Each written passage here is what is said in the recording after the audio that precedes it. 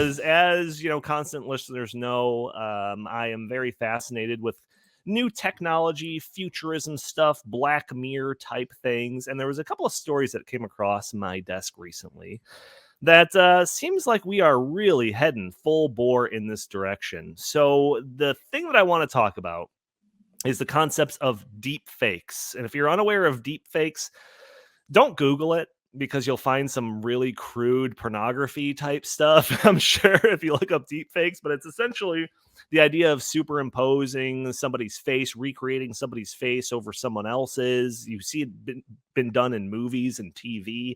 And also there's like an audio version of it where you can kind of replicate somebody's voice. A popular story that went around several months ago was Joe Rogan. They synthesized all of his audio from his endless hours of podcasting and was able to create a digital voice box for Joe Rogan and have that voice box say anything you want. These are the concepts around deepfakes. And there's always been the concern that this radical, very revolutionary type technology could be abused for political reasons. And we're starting to see that now.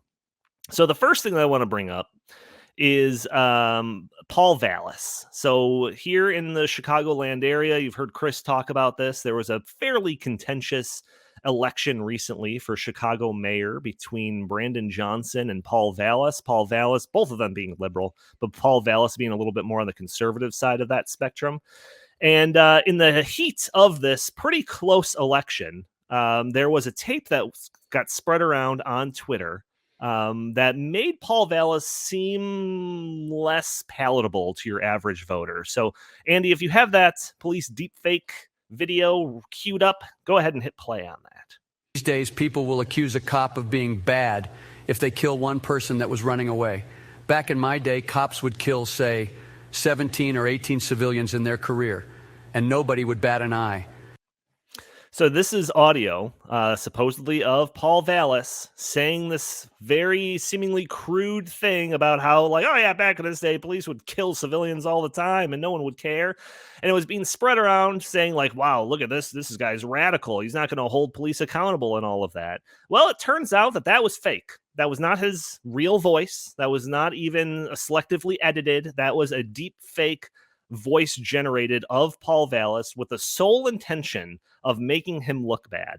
But before this was figured out, and before the Paul Vallas campaign could address this and send out some statement about it or anything, it was seen on Twitter like 100,000 times. And maybe that's not enough to completely outright win an election, but it could skew it a couple of points, especially if if that's an issue that relates to you. And I'm just going to, because of just the lack of time, I wanted to speed through some of this stuff before getting your guys' comments. But there's another thing. And before I bring this one up, I am a Ron DeSantis fan. So I bring this up not to take a dig at him or be critical or anything like that. But Ron DeSantis posted a campaign ad that was basically like attacking Donald Trump.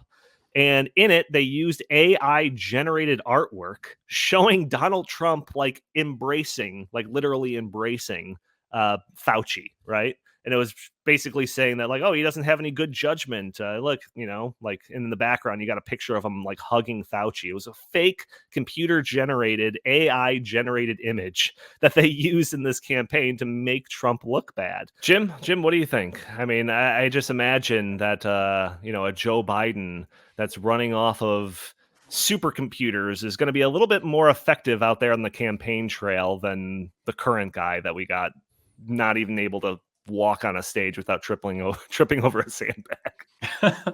I would like to imagine an AI Joe Biden glitching out like the lady on that's in the train station or airport or whatever in Total Recall when Arnold Schwarzenegger just starts glitching out. He goes, come on, man. Come on, man. Yeah. Come on, man. Malarkey.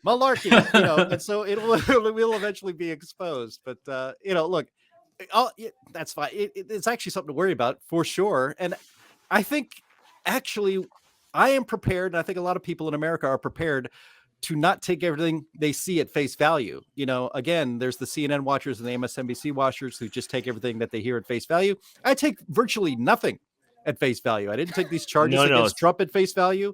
I actually don't even take these bribery allegations against Biden at face values. I want to see more evidence of it. And I think a lot of people, it's easy to be fooled by AI, especially, and it could affect elections. And, dirty tricks and politics go together like chocolate and peanut butter. So, you just got to be aware. You just got to keep your eye out. And you're going to be trusting your gut a lot more than trusting the media.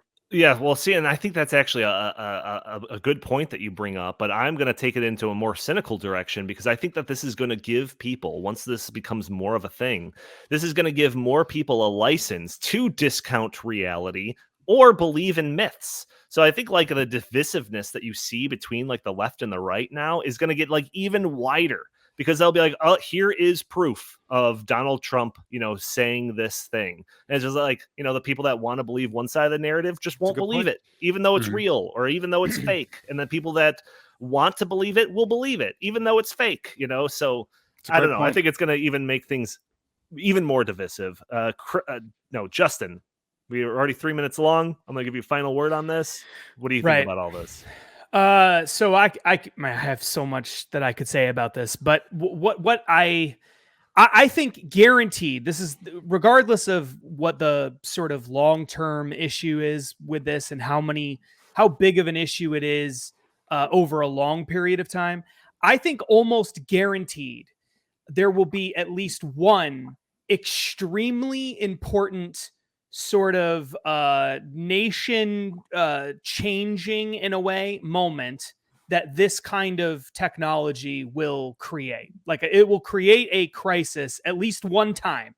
And that one time will probably involve something happening right before a presidential election that either shows a person, a candidate at the last minute doing something that is not accurate, kind of like the Brandon Johnson type thing, except at a presidential level where everyone's paying attention and it's happening at the very last second, right?